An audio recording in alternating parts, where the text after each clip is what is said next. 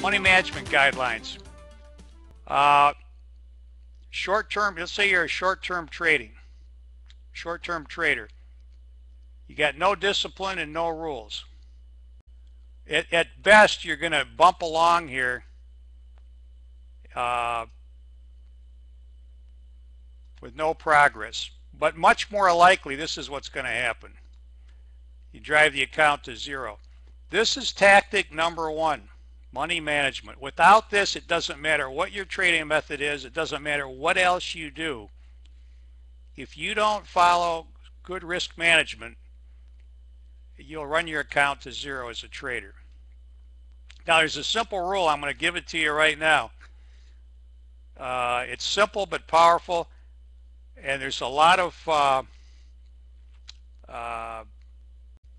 technical support for this simple rule, and I don't want to go through all the arithmetic right now, but it's simply this.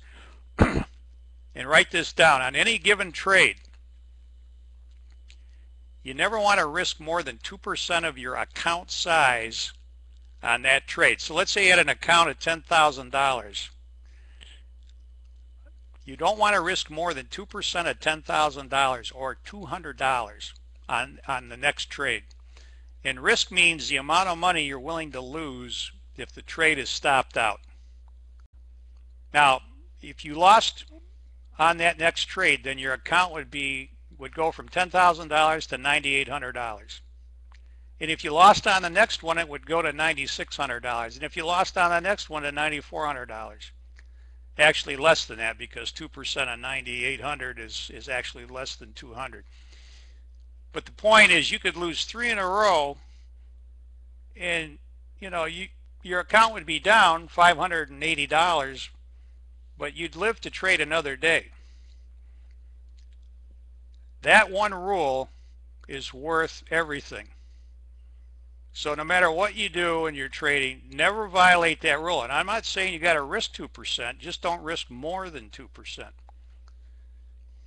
This is particularly important if you're trading any leveraged vehicle like futures or Forex or options on stocks. Don't risk more than 2% per trade. Key mistakes on selection criteria. I don't know where this comes from, except it's probably a product of the media, but people somehow think that they're going to find out the next great tip on what stock to buy from external sources like the news networks or the commentary of the day or analyst reports. Or I got an uncle who trades stocks and he told me to buy, XYZ company. This is not the way to trade. It doesn't work except by luck. And what you really want to do is, with a good trading method, where you know what the stock selection criteria is, or whatever you're trading, let's say it's futures or Forex, if that method is a good method, it will include the specific criteria that you can apply through your charting software program that will select only those issues that meet your method setup conditions. In a sense, you become your own guru that way. You're not dependent on CNBC or what's written in the daily paper or anybody else. And that's where you want to go. And that's how you reinforce your own knowledge as a trader, the more and more you do that. Entry and exit rules.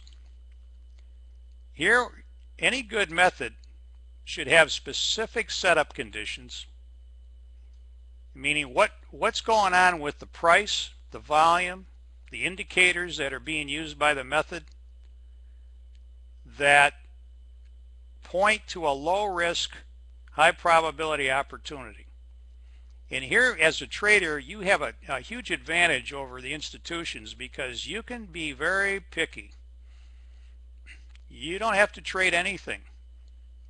And you can, let's say in the U.S. there's almost 8,000 stocks that you can choose from. And of course worldwide there's many more than that.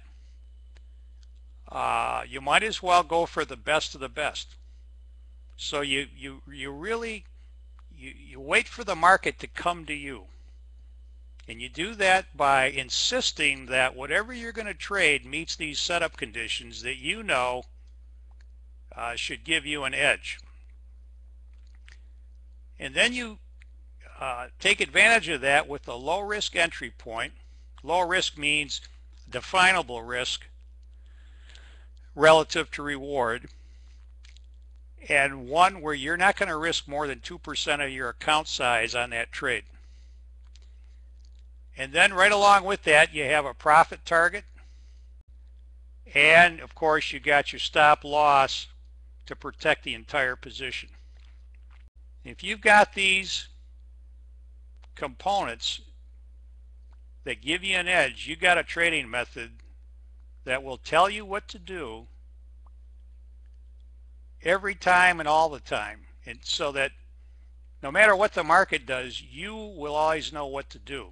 That is really something. Contrast that with reading the daily paper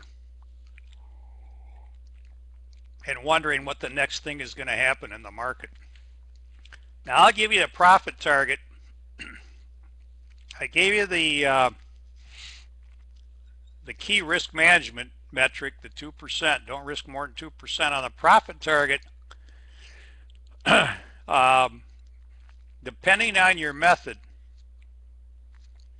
you can do a couple of things. One, you can set a profit target of 10%. If you're trading stocks, if you're trading futures, Forex, 10% is probably too much. What you do there is you target one average true range. And that average true range is an indicator readily available in all good charting software packages. And so you use one average true range based on the last 5 days, and you make that your profit target. Now there are other methods. In instant profits, we use a very specific profit target that's 60% higher than the amount risked. So those are 2 or 3 different ways you can set a profit target. And usually what you want to do is exit half your position at the profit target and then protect the remaining half with a trailing stop. And that way, if the market really runs in your favor, then you'll be on board for that second half. That way you enjoy the best of both worlds.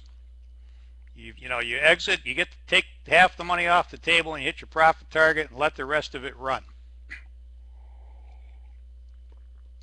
On the 2% per trade maximum risk, to the portfolio,